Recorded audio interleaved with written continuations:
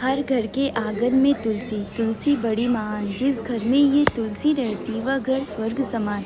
तुलसी विवाह की आप लोग को हार्दिक शुभकामनाएं। तो आज का पूरा व्लॉग तुलसी पूजा के ऊपर है। हम और मम्मी मिलकर कैसे शाम में तुलसी का पूजा की, तो ये व्लॉग पूरा उसी के ऊपर है। तो ये मेरा ससुराल में ये पहला मतलब तुलसी पूजा था। तो हम मतलब कैसे मम्मी की, हम उनके साथ मिलकर किए, साथ में रंगोली हम और मम्मी मिलकर बनाए। तो मैं इस व्लॉग में ये भी शेयर करने वाली हूँ कि तुलसी पूजा क्यों किया जाता है। तो मैं आपको ये इसका पूरा कहानी बताती हूँ कि तुलसी पूजा क्यों होता है, किस लिए किया जाता है। तो प्राचीन काल में एक राक्षस था जिसका नाम जालधर था। वह बहुत ही शक्तिशाली था, उससे हरा पाना किसी के लिए भी संभव नहीं था। उसके शक्तिशाली होने का कारण था कि उसकी पत्नी वृंदा, उसकी पत्नी बहुत ही पतिव्रता थी। उसके प्रभाव से जलधर का कोई भी परस्त नहीं कर पाता था। धीरे धीरे उसके उपद्रव के कारण देवतागण परेशान होने लगे। तब सभी देवतागण मिलकर भगवान विष्णु के पास पहुँचे और उसे सारी व्यथा सुनाई। इसके बाद समाधान ये निकाला गया कि क्यों न वृंदा के सतीत्व को ही नष्ट कर दिया जाए। तब भगवान विष्णु ऋषि का वेश धारण करके वृंदा के पास जा पहुँचे। भगवान के साथ दो राक्षस भी थे, जिन्हें देखकर वृंदा भयभीत हो गई। ऋषि ने वृंदा के सामने दोनों को भस्म कर दिया। उसके बाद वृंदा ने अपने पति के बारे में पूछा, जो कैलाश पर्वत पर भगवान शिव के साथ युद्ध कर रहा था। ऋषि ने अपनी माया से दो वानर को प्रकट किया। एक वानर के हाथ में जालधार का सिर था और एक हाथ में जालधर का सिर था और दूसरे हाथ में उसका धड़ था। अपनी पति को ऐसी स्थिति में देखकर वृंदा मूर्छित हो गई। जब वह होश में आई तो उसने ऋषि से विनती की कि वह उसके पति को जिंदा कर दे।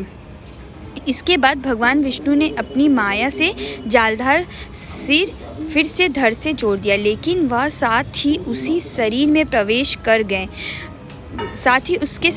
प्रवेश गए। वृंदा को भगवान के इस छल का जरा भी पता नहीं चला।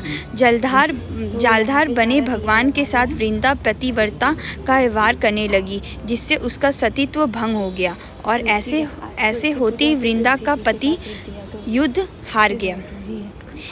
इन सब के बारे में जब वृंदा को पता चला तो उसने क्रोध में आकर उसने भगवान विष्णु को हृदयहीन शिला होने का शाप दे दिया। अपने भक्त के शाप को भगवान विष्णु स्वीकार किया और शालिग्राम पत्थर बन गए।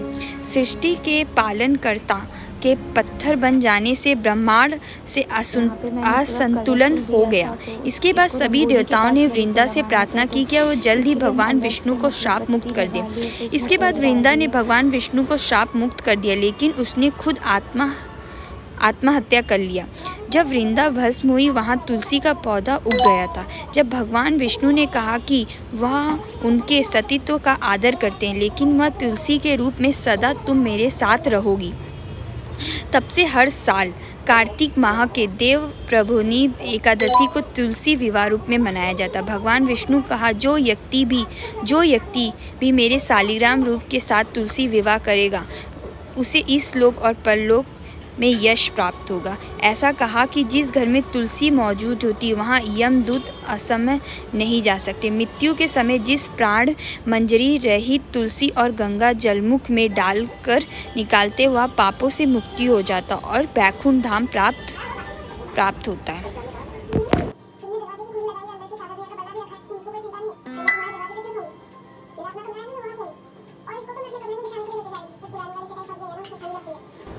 और ये दिया मैंने रंगोली में लगाने के लिए जलाया। मम्मी ने तो अलग से पूरा 11 दिया जला लिया। तो ये दिया हम रंगोली में लगा, ये कलरफुल दिया था जो मैंने रंगोली में लगाने।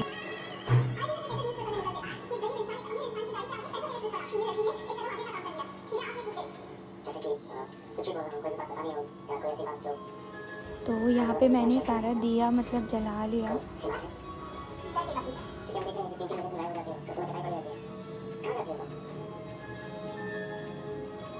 रंगोली जो मैंने बनाया है, ये मतलब रेड फ्लावर होता है ना, मैंने वो मतलब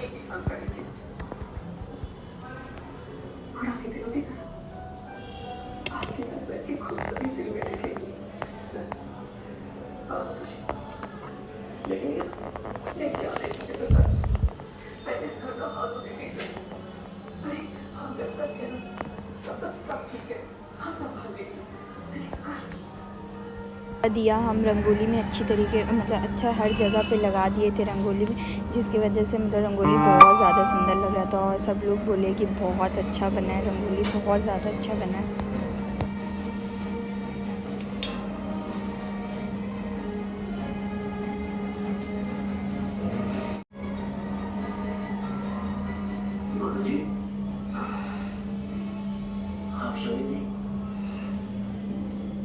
आपने अर्जुन की नजर उतार ली है। अब अर्जुन ठीक है, सब ठीक है। आपका चिंता कर रही है। समझ रहे हैं आपको लड़की